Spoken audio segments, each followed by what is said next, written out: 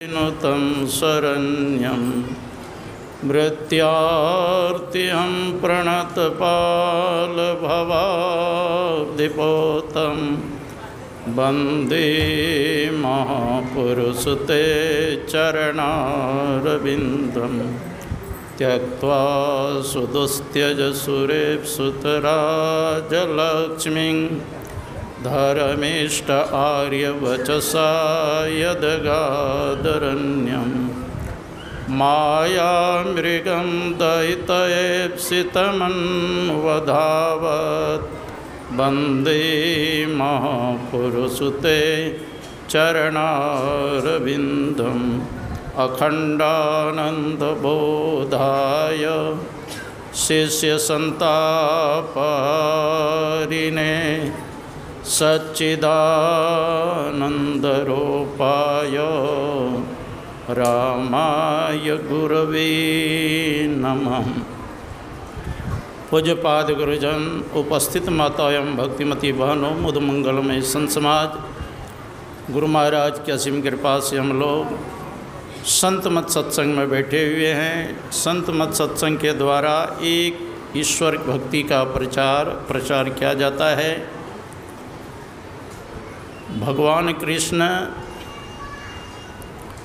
जिस यदुवंश में अवतार लिए और अपने शरीर का उसी प्रकार परित्याग कर दिए जैसे कांटा से कांटा निकाल के दोनों को फेंक देते हैं।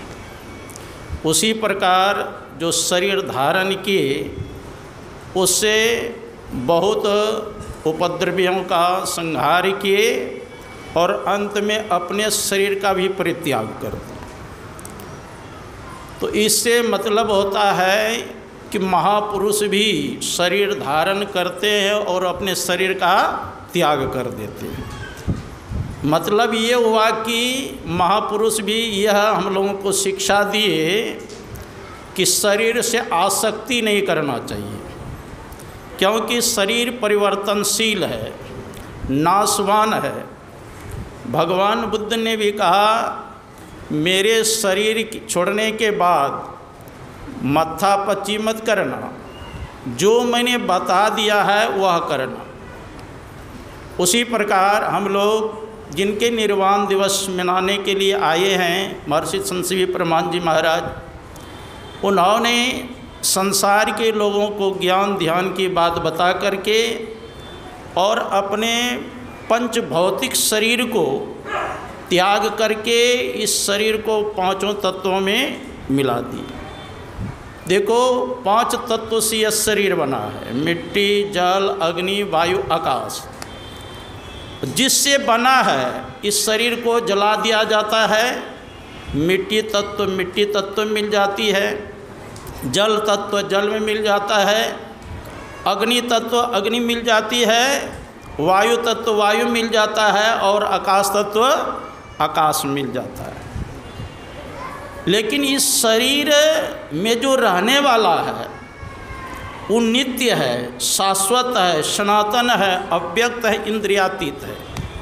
भगवान कृष्ण कहते हैं गीता में, नैनम छिदन्ति शास्त्राणि नैनम दहति पावकः न चैनं क्लेदयन्त्यापो न शोष्यति मारुतः। इस आत्मा को शस्त्र नहीं काट सकते, इस आत्मा को अग्नि नहीं जला सकती, इस आत्मा को जल गीला नहीं कर सकता, इस आत्मा को वायु नहीं सुखा सकता। ये आपका स्वरूप। लोग कहते हैं कि हम मर जाएंगे। अरे आप मरने वाले हैं। आपके ऊपर एटम बम भी बजा देगा तो आप मरेंगे नहीं, मर जाएंगे आप। हाँ, भले 5 तत्व का जो शरीर बना है, हड्डी पसली मांस भले अलग हो जाएगा, लेकिन इसके अंदर जो आत्मा है किसी एटम बम से समाप्त नहीं किया जा सकता। देखो, पहले की माताएं लोग अपने पुत्र को झूलना पर झुलाती हुई ब्रह्म ज्ञान का उपदेश करती थी। मदलसा शुद्धोसी बुद्धोसी निरंजनोसी संसार माया परिवर्जितोसी संसार स्वप्न त्यज मोह निद्रा मदलसा वाच्यमुवाप पुत्रम, अरे बेटा तुम्हारा रोना स्वरूप नहीं है। 5 तत्व का जो ये शरीर बना है, मिट्टी, जल, अग्नि, वायु, आकाश, ये तुम नहीं हो। तुम कौन हो? तुम शुद्ध हो, तुम ज्ञान स्वरूप हो, तो आनंद स्वरूप हो। ये आपका स्वरूप है। न जायते म्रियते व कदाचिन्नायम भूत्वा भविता व न भूयः अजो नित्य शाश्वतोयम प्राणो न हन्यते हन्यमाने शरीरे। कहते हैं ये आत्मा के संबंध में न तो ये जन्म लेता है, न इसकी कभी मृत्यु होती है, न कभी जन्म लिया है और न कभी लेने वाला है। यही बात उपदेश वसुदेव जी ने कंस को दिया था। मृत्यु जनवताम वीरोदेह न सो जायते अद्वसतांते व मृत्यु प्राणे नाम ध्रुवम। एक अंश जिसका जन्म हुआ है उसकी मृत्यु अवश्य होगी।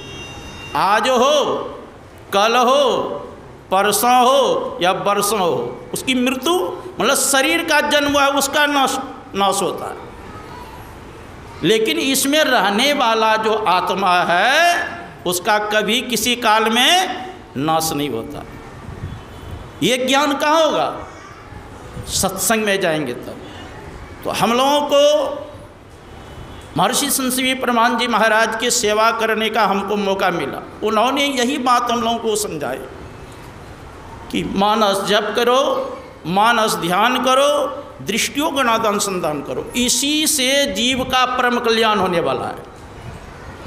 अति पावन गुरु मंत्र मन ही मन जाप जपो। अत्यंत पवित्र गुरु मंत्र का उठते बैठते खाते पीते जप करते। मन में होता है किस मंत्र का जप करें? तो महापुरुषों ने बताया संसार में 7 करोड़ महामंत्र है। सप्त कोटि महामंत्रा चित विभ्रंशकार कह एक एवो महामंत्रो गुरुरत्यक्षराध्यम। संसार में 7 करोड़ महामंत्र है।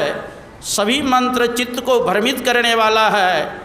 2 अक्षर जो गुरु मंत्र है वह सभी मंत्रों का राजा है। इसीलिए क्या कहते हैं? गुरुर् ब्रह्मा गुरुर्विष्णु गुरुर्देवो महेश्वर गुरुर साक्षात परब्रह्म तस्मै श्री गुरुवे नमः। इसलिए गुरु मंत्र का जप करना चाहिए और मंत्र से संबंध इष्ट का ध्यान करना चाहिए। गुरु महाराज कहते हैं सतगुरु नित ही पुकारत छीजत पाप समूदहे सतगुरु रूप हे में धारत काम क्रोध मद लोभ दहे।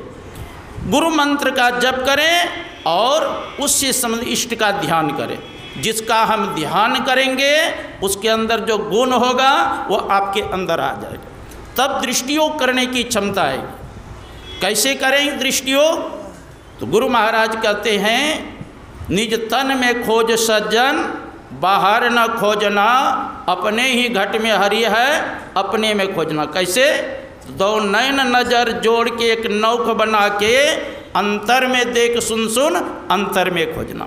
अपने दृष्टिधारों को एक करो। एक करेंगे क्या होगा? तो प्रकाश होगा। हम लोग रोज आरती में गाते हैं आरती तन मंदिर में कीजिए। कैसे? तो दृष्टि उगल कर सन्मुख दीजिए। सन्मुख देंगे तब क्या होगा? चमके बिंदु सूक्ष्मति उज्ज्वल ब्रह्म ज्योति अनुपम लख लीजिए। जगमग जगमग रूप ब्रह्मांडा निरखी निरखी ज्योति तज दीजिए। तब शब्द सुरत अभ्यास सरलतर करी करी सार शब्द गही लीजिए। ऐसी जुगति कयागढ़ त्यागी भव ब्रह्म भेद सकल मची। इस प्रकार से साधना करेंगे तो 5 शरीर को पार कर जाएंगे। स्थूल सूक्ष्म कारण महाकारण कैवल्यों के पार। तब अपने आत्म स्वरूप का ज्ञान होगा। अभी तो शरीर का ज्ञान हो रहा है ना। हनुमान जी से भगवान श्री राम ने पूछा था हम में और तुम में क्या अंतर है? तो हनुमान जी ने कहा था देह दृष्ट्वा तो दासो हम जीव दृष्ट्वा तो दंश कहा वस्तु तस्तु तदेवाओ इति में निश्चितम मत।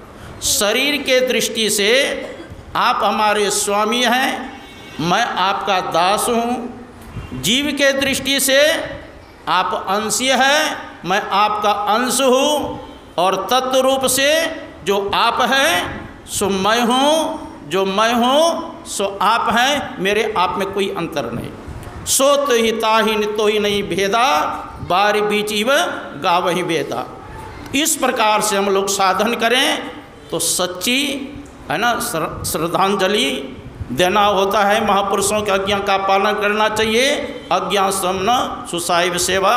महापुरुषों ने कहा 100 काम को छोड़ के भोजन करना चाहिए, 1000 काम को छोड़ के स्नान करना चाहिए, 1,00,000 काम को छोड़ करके दान करना चाहिए, और अंतिम का कोटिम त्यक्तारिम स्मरेत, करोड़ों काम को छोड़ के भगवान का भजन करें। इसी में परम कल्याण होगा।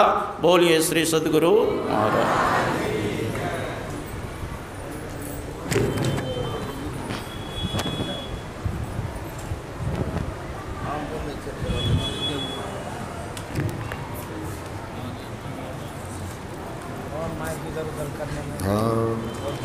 हाँ